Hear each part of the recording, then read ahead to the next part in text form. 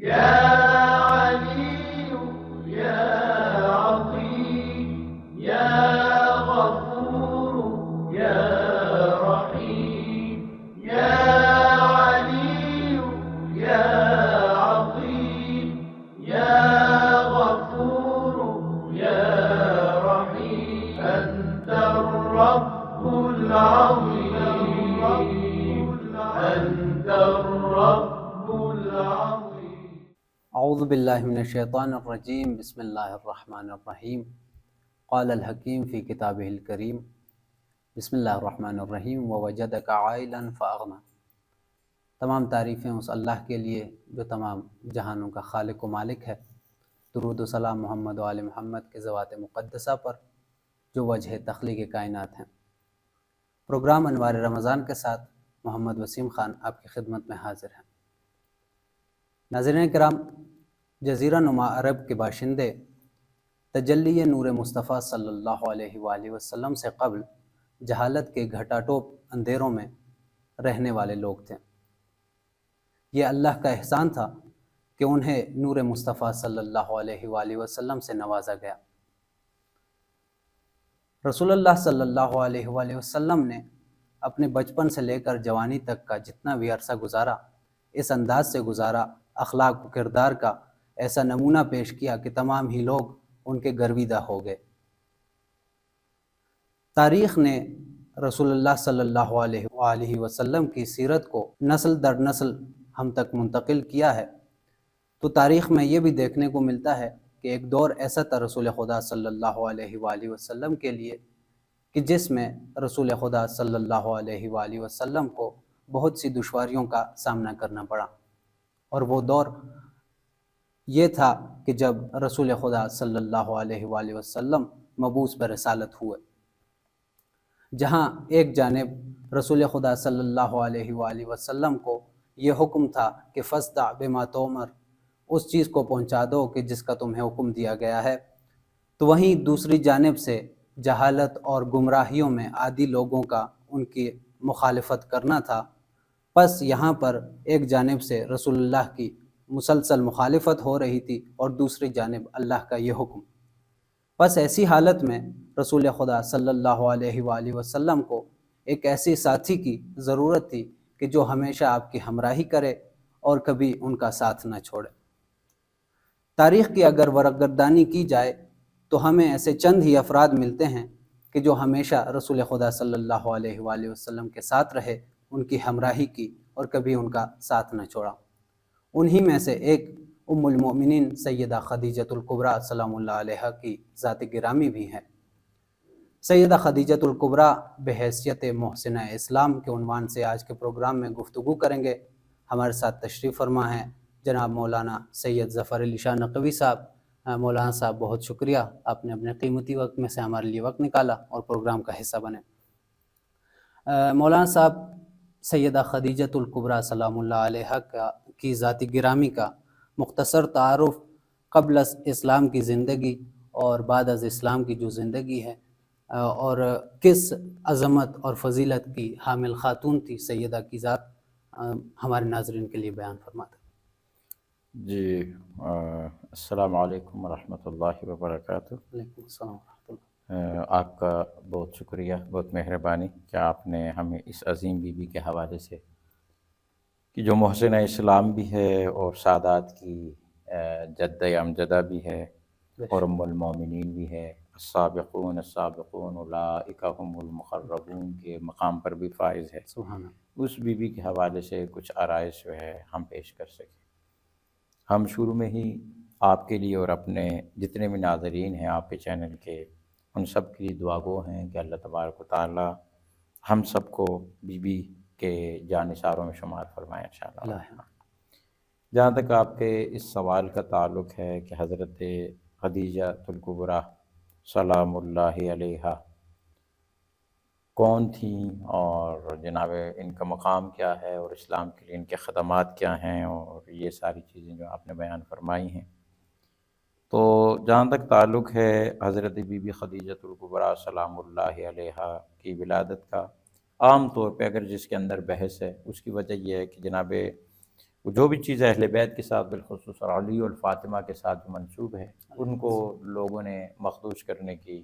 کوشش جو ہے ناکام کوشش کی ہے۔ اس وجہ سے ہر جگہ پہ جو ہے نا اختلاف تھوڑا بہت پایا جاتا ہے، اور پھر اس کے حوالے سے اس کے اندر گفتگو کی جاتی ہے۔ تو جناب خدیجۃ الکبریٰ کی عمر کے بارے میں بھی یہ گفتگو ہے کہ آیا یہ جو معروف قول یہ ہے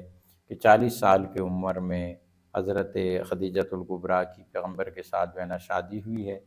تو یہ صحیح ہے، یہ صحیح نہیں ہے۔ جعفر مرتضیٰ عمری اور دیگر افراد کہتے ہیں کہ نہیں، اتنی عمر ان کی نہیں تھی، کم عمر تھی، ٹھیک ہے۔ یہ میں نے کیوں بات یہ عرض کی ڈائریکٹ شادی والی بات، اس وجہ سے شادی والی بات میں ہم نے عرض کی کہ اس کا اثر پڑتا ہے تاریخ ولادت پر۔ تاریخ ولادت عام طور پہ جو 67 جو ہے نا وہ لکھا گیا ہے کہ اس کے اندر جو ہے نا جناب سیدہ کی وہ ہوئی ہے، ولادت ہوئی ہے۔ خویلد ان کے والد صاحب کا نام ہے، زائدہ ان کی جو ہے وہ والدہ صاحبہ کا نام ہے۔ یہ متولد ہوئی اور یہ شروع سے ہی بڑی پارسا بیوی تھی، باوجود اس کے کہ اس کے پاس جو ہے بہت زیادہ دولت تھی، بہت زیادہ۔ ملکۃ العرب ان کو کہا جاتا تھا، اور ملکۃ العرب کہہ کر جو ہے نا ان کا زیادہ سے زیادہ جو ہے نا ان کے اس کی جانب، جیسے حضرت ابو طالب علیہ الصلوۃ والسلام کو شیخ بطحہ کہا جاتا ہے، ویسے ہی ان کو جو ہے نا یہ بھی کہا جاتا ہے۔ اور مزے کی بات یہ ہے کہ عرب جاہلیت کے دور میں بھی ان کو جو ہے نا سیدہ نسوان کہا جاتا تھا، سبحان اللہ، صحیح ہے، یعنی خواتین کی جو ہے سردار اس وقت بھی کہا جاتا تھا۔ جناب یہ اس دور میں جناب حضرت خدیجۃ الکبریٰ جو ہے وہ اس حد تک پاکیزہ بیوی تھی کہ جاہلیت کے دور میں بھی اس بیوی کا ایک لقب طاہرہ تھا۔ اللہ طاہرہ یعنی وہ آلودہ معاشرہ کہ جس آلودہ معاشرے کے اندر جو ہے ہر طرف جو ہے نا گناہ ہی گناہ کے مواقع، اور یہاں تک کہ اس معاشرے کے اندر جو ہے قرآن مجید میں ذکر ہے اس کا کہ بے حجابی کی حد تک تھی۔ اللہ نے حکم دیا کہ بھئی حتیٰ اس حد تک کہ بازاری عورتوں کی جانب نگاہ کرنا بھی جو ہے نا وہ کہا کہ ٹھیک ہے، صحیح ہے، اس حوالے سے جو ہے تو وہ جلابیب کا ذکر، پردے کا ذکر، وہ سارا جو ہے نا سورہ احزاب اور سورہ دیگر صورتوں میں جو ہے نا اس بات کا تذکرہ موجود ہے۔ حتیٰ یہاں تک میں آپ کو سادہ لفظوں میں کہوں کہ بعض لوگ اس چیز پر فخر محسوس کرتے تھے کہ بعض لوگ جھنڈا دار خواتین ہوتی تھی، علم لگایا ہوتا تھا انہوں نے، نشانی لگائی ہوتی تھی بد کرداری کی تھی، اور اس کے اوپر فخر کرتے تھے لوگ، ٹھیک ہے، وہ خواتین فخر۔ اس دور کے اندر جس بیوی نے دیکھیں جو عام تو آج کل کے معاشرے میں بھی ہے، جس بندے کے پاس دولت ہو، جس بندے کے پاس جتنی زیادہ دولت ہوتی ہے بے روی کا شکار ہوتا ہے، لیکن جناب خدیجۃ الکبریٰ سلام اللہ علیہا یہ وہ بیوی ہے کہ اس دولت ہونے کے باوجود، سارے گناہ کے امکانات ہونے کے باوجود، یہ اس بیوی نے ایسی زندگی گزاری ہے کہ وہ معاشرے کے غلیظ لوگ بھی کہتے تھے اگر کوئی خاتون طاہرہ ہے اس معاشرے کے اندر تو وہ فاطمۃ الزہرا کی ماں، پیغمبر کی بیوی حضرت خدیجۃ الکبریٰ۔ سبحان اللہ۔ البتہ میں نے یہ ماں اور یہ بیوی کا جو تذکرہ یہ بعد میں ماں بنی ہے، لیکن اس وقت قبل اس کے تو یہ حضرت خدیجۃ الکبریٰ کا مقام ہے کہ اس حد تک حضرت خدیجۃ الکبریٰ، چونکہ ان کا جو چچا زاد بھائی تھا ورقہ بن نوفل، اور انہوں نے پیغمبر اکرم صلی اللہ علیہ وآلہ وسلم کی خصوصیات پڑھی ہوئی تھی، تو یہ کبھی کبھی راتوں کو اٹھ کر روتی تھی، حضرت پیغمبر کے لیے تڑپتی تھی عشق رسول میں کہ کب وہ اللہ کا حبیب آئے گا کہ جس پر جو ہے نا جس کو میں جو ہے ایمان لے کر آؤں گی اور میں ان کے مجھے یہ شرف ملے گا، تڑپتی تھی۔ اور جو نشانیاں انہوں نے اپنی کتابوں کے اندر جو ہے نا بیان کی ہوئی تھی وہ دیکھیں حضور پاک صلی اللہ علیہ وسلم، جب حضور پاک صلی اللہ علیہ وآلہ وسلم کے اندر یہ خوبیاں دیکھی تو پھر وہ سفر کا ذکر اور میسرہ جو ان کے ساتھ ہو گئے، میسرہ کے ساتھ جب حضور پاک صلی اللہ علیہ وسلم کو بھیجا تو میسرہ غلام تھے، اور میسرہ کو خدیجہ نے بتایا تھا کہ یہ جو ہستی آپ کے ساتھ جا رہی ہے اس ہستی کا بہت زیادہ خیال رکھنا ہے۔ اور جب میسرہ کے ساتھ گئے اور پھر میسرہ جب واپس آئے تو حضرت خدیجۃ الکبریٰ سلام اللہ علیہا نے پیغمبر اکرم صلی اللہ علیہ وآلہ وسلم کے اخلاق حسنہ اور سیرت طیبہ کے جو نمونے پیش کیے کہ وہ کتنی پاکیزہ تجارت کی ہے، کس انداز سے انہوں نے جو ہے نا یہ وہ کیا ہے، مال بھی کمایا، فائدہ بھی دیا ہے، اور جو ہے نا شیطانی کو کام بھی نہیں کیا، نہ جھوٹ بولا ہے، نہ کچھ دھوکہ دیا ہے، کچھ بھی ایسا نہیں، امانت داری کے ثبوت دیا بہت زیادہ۔ حضرت خدیجہ کو اب یقین ہو گیا کہ یہ وہی میری مطلوبہ شخصیت ہے کہ جس کے لیے میں راتوں کو اٹھ کے روتی ہوں، جس کے لیے میں اپنے خداوند متعال سے مانگتی ہوں، یہ وہی شخصیت ہے۔ لہٰذا حضرت خدیجۃ الکبریٰ سلام اللہ علیہا نے فوری طور پر یہ بھیجا کہ پیغام بھجوایا کہ بھئی میں جو ہے نا آپ کے ساتھ شادی کرنی چاہتی ہوں۔ اب یہاں پہ سوال یہ پیدا ہوتا ہے کہ کیوں حضرت خدیجہ سلام اللہ علیہا نے یہ پیغام بھجوایا اس حوالے سے، کیوں پیغام انہوں نے بھجوایا کہ بھئی یہ خود عام طور پہ ہوتا تو یہ ہے کہ لڑکے والے رشتہ لے کر جاتے ہیں، لڑکی والے رشتہ قبول کرتے ہیں، لیکن یہاں پر یہ حضرت خدیجۃ الکبریٰ سلام اللہ علیہا نے پیغام بھجوایا۔ اس کی اصل وجہ یہ ہے چونکہ حضرت خدیجہ کے پاس مال و دولت زیادہ تھی، مال و دولت ملکۃ العرب تھی وہ، تو مال و دولت ان کی زیادہ تھی، اس وجہ سے اگر حضور پاک حضرت خدیجہ بڑی ذی رنگ اور ذکاوت کی مالک اور بڑی ہوشیار اور عقیلہ ایک ان کا لقب تھا اس وقت میں، سمجھدار خاتون تھی، تو انہوں نے کہا کہ اگر پیغمبر ہمارے پاس رشتہ لے کر آئیں گے تو لوگ کہیں گے کہ یہ پیغمبر نعوذ باللہ من ذالک، یہ جھوٹا پیغمبر ہے، یہ دولت کے لیے آیا ہے، یہ پیسے کے لیے آیا ہے، چونکہ ان کے پاس جو ہے نا دولت دیکھیے۔ تو اب جناب خدیجہ سلام اللہ علیہا چونکہ پیغمبر پر پہلے سے ہی ان کی جانب معتقد تھی، لہٰذا یہ اٹھیں اور انہوں نے پہلا مطالبہ کیا۔